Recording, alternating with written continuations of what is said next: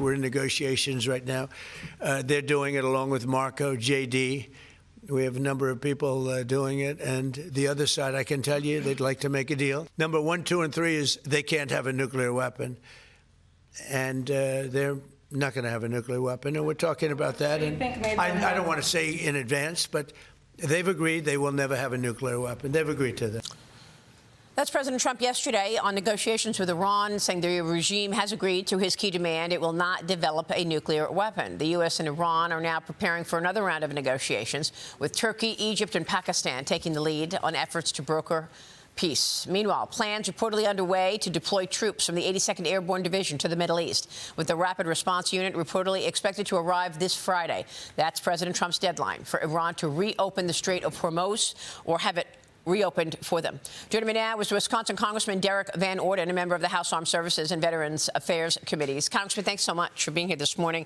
And I want to thank you for your great work and your service for this great nation. You spent 26 years in the U.S. Navy, retiring as a Navy SEAL, senior chief with multiple combat tours. What is your reaction to this current conflict? Well, I think it's been a long time coming. And I would like to say something.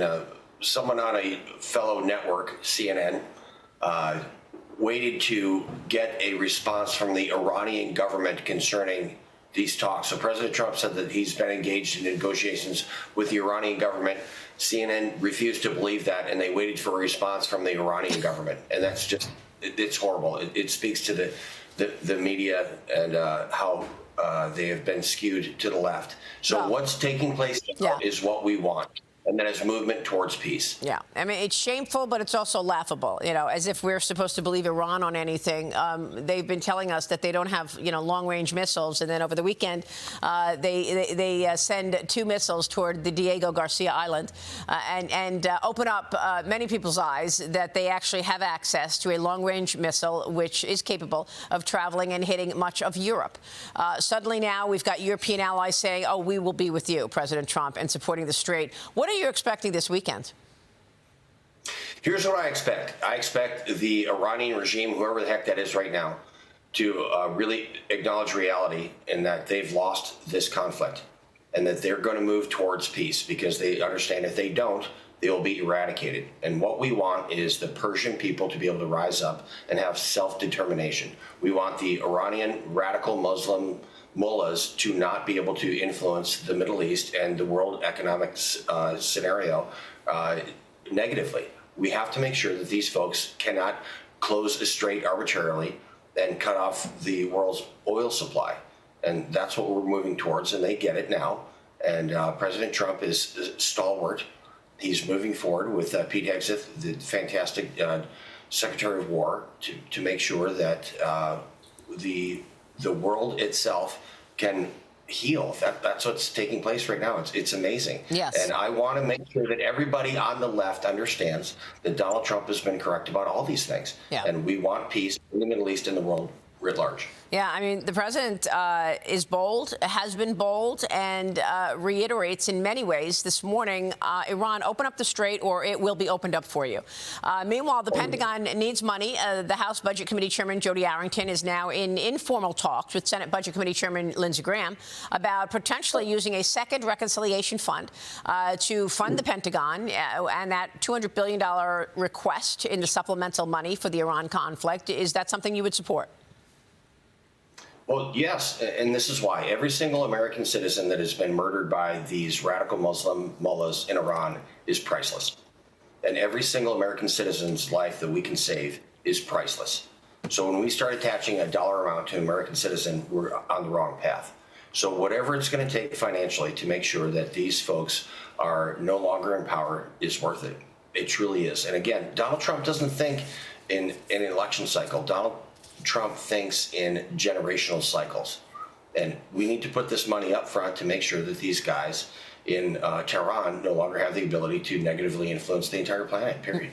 Meanwhile, Secretary Mullen now is in the Oval Office yesterday, laying out his plan to include the Save America Act in a reconciliation bill. Now, we know that the Save America Act is not a budgetary item, so there were questions about whether or not it could actually be part of a reconciliation plan. But we spoke with two lawmakers this week, yesterday, who told me that it's possible. Here's what the Secretary, who was just sworn in yesterday, Mark Wayne Mullen, said about this at the Oval Office. Watch.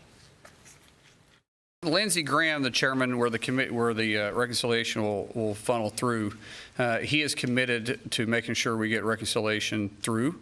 If that is in some form with funding ICE, possibly backfilling from the One Big Beautiful Bill, but also more importantly, the Save America Act.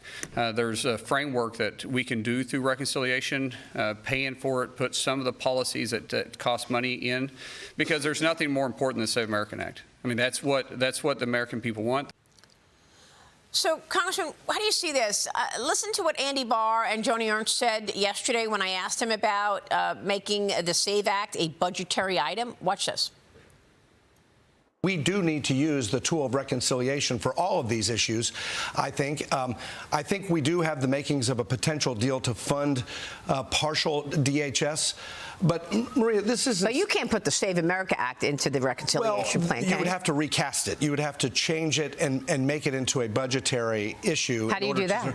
Well, it would obviously relate to funding of states to implement the provisions. Oh, okay. So maybe there is a way. I think there's potential ways to get creative with it, and if there is a way, we should pursue the Save America Act.